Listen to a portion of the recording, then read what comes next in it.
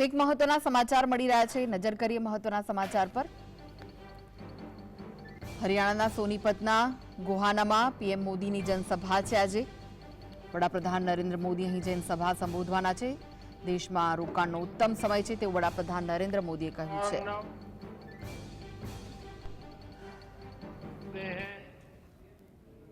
हरियाणा में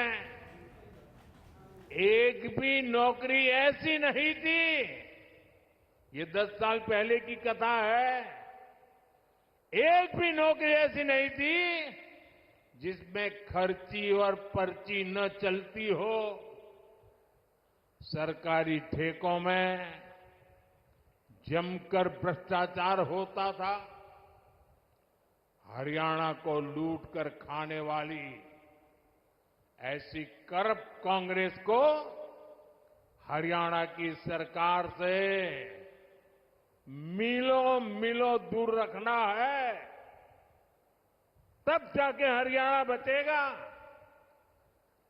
और आपका तो मुझ पर हक है, मुझे भी तो हरियाणा का कर्ज चुकाना है।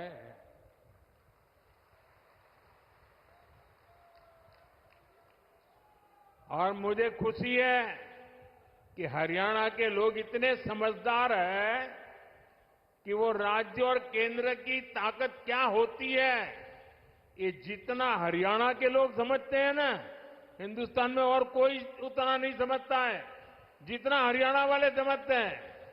और इसलिए हरियाणा हमेशा राज्य में वही सरकार बनाता है जिसकी दिल्ली में सरकार होती है।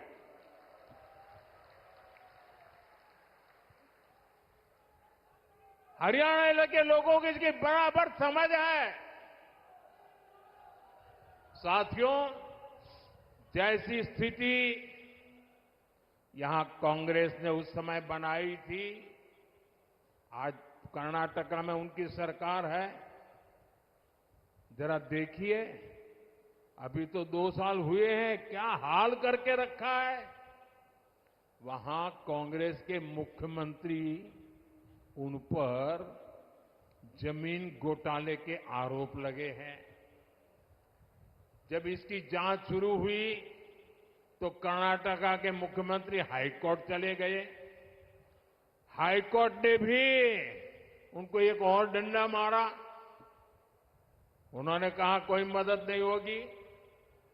और कल ही हाईकोर्ट ने साफ साफ कहा कि जांच के आदेश सही है और जांच होनी चाहिए। अब देखिए,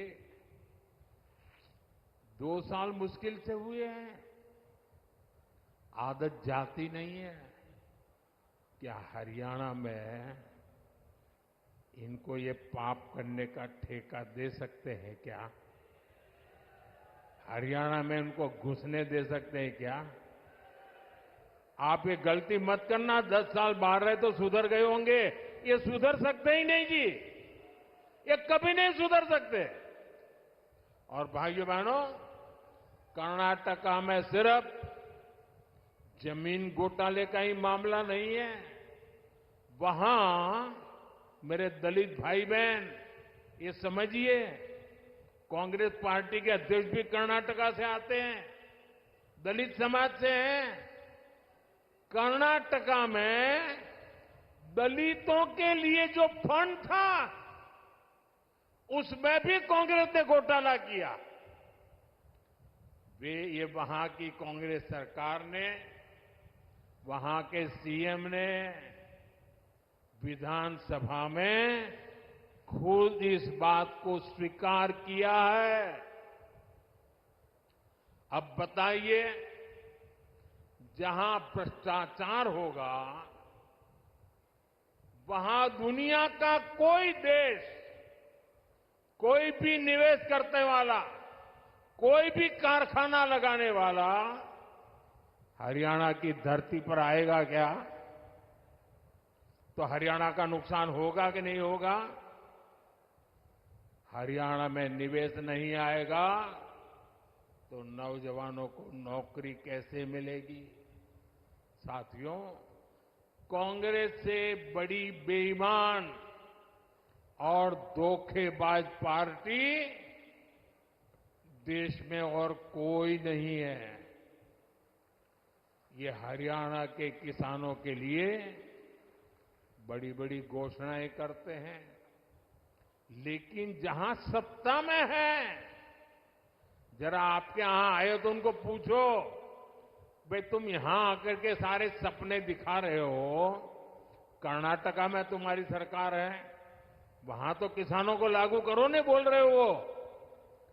तेलंगाना में तुम्हारी सरकार है, वहां तो लागू करो। ये झूठ बोल रहे हैं, ये आपकी आंख में धूल झोंक रहे हैं। साथियों, हरियाणा की भाजपा सरकार ने किसानों से 24 फसलें एमएसपी पर खरीदने का फैसला लिया, लेकिन जब यहां कांग्रेस की सरकार थी तो एमएसपी पर फसलें खरीदने से सबसे ज्यादा नफरत करती।